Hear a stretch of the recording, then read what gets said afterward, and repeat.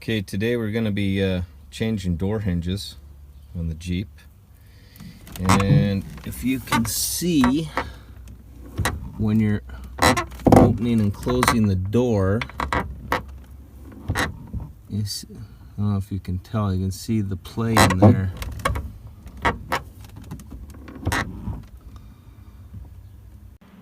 So our fix for this is going to be the pin and bushing kit.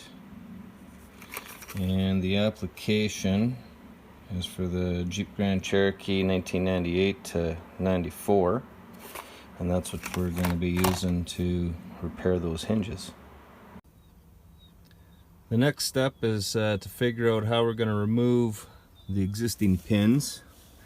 And it looks like they are pressed in from the bottom and mushroomed over on the top here like a rivet. So we're gonna have to shear that off so that we can punch the pin down and remove it, working from the top, pushing it down. And we got to figure out how we're going to achieve this, because we don't have very much space in here to work with. And then we got some more limited space down here in the bottom one. So I was able to, we can fit the die grinder in, and you can try and grind off the top of the head on that pin there.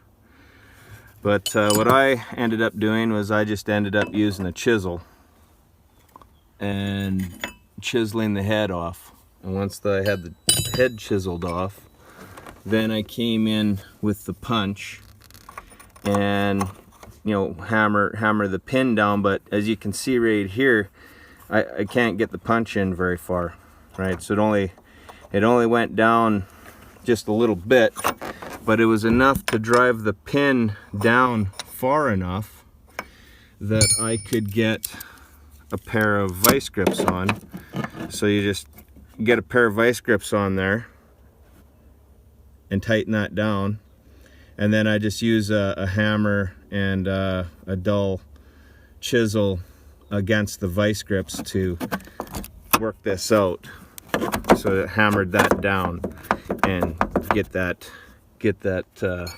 pin out of there with a dull chisel and a hammer. Once you got the pin hammered out of there, removed, then we got to remove our screws here.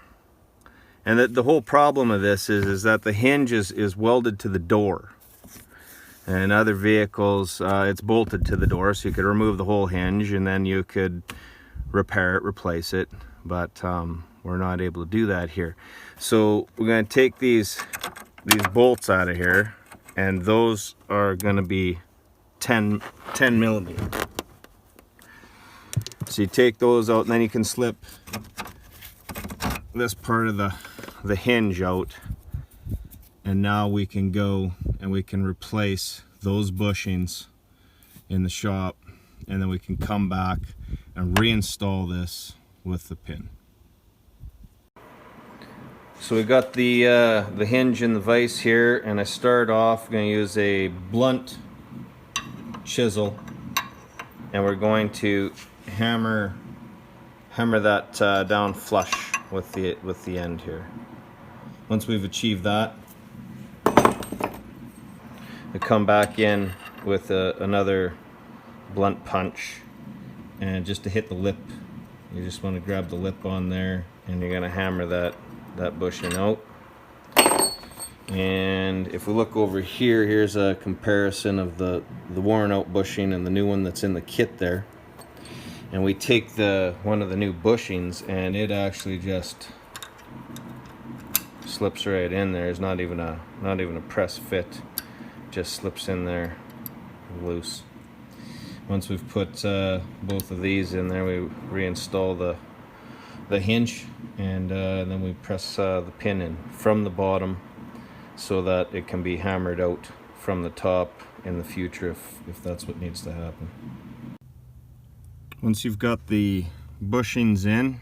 You're gonna slide this piece in there and use a blunt chisel or a punch and just line it up so your bushings, your holes will line up with the holes in the other half of the hinge there.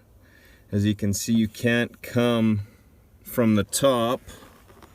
There's too much of an angle here.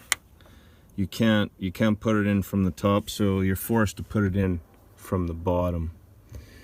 So you'll put it in from the bottom there, and then those little serrated edges, that's gonna make it tight when it's in there, so it should stay in place. You shouldn't have any trouble. Once you've got the pin in, then you can lift on the door and line these holes up to put your bolts in. And yeah, so then you'll repeat the same process for the bottom.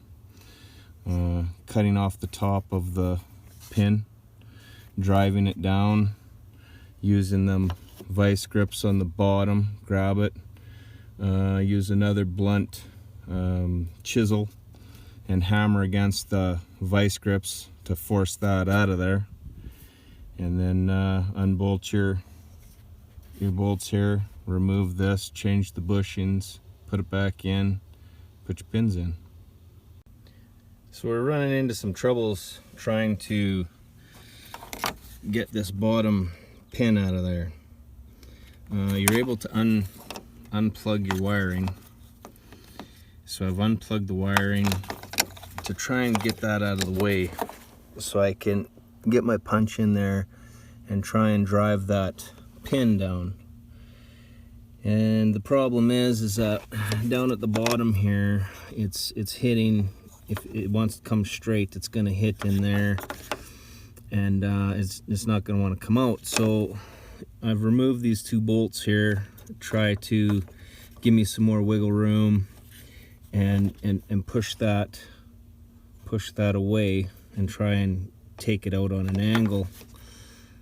So when I was looking at it, I'm thinking when I put my new pin in, it's gonna have to come in from the top, drive it in from the top, and then it'll go through. But in the future, I would have to get a punch and try and drive it out if I ever had to get that out of there, and that's looks like it's gonna be pretty much impossible.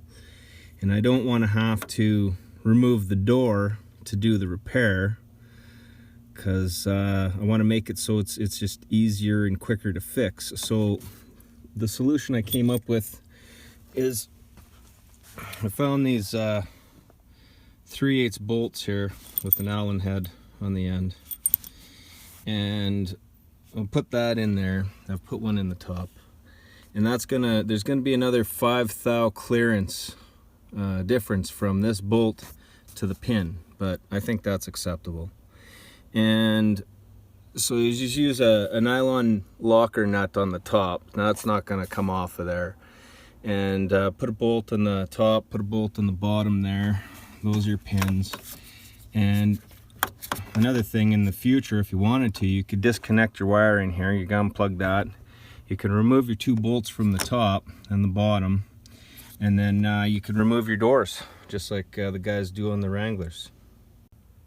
End result is we got our bolts in the top and the bottom there, and working pretty good. You could probably go with the socket head bolt. Looks like the wrench will fit on there. Not so much on the top though. You gotta grab it with the open end. And yeah, it turned out good.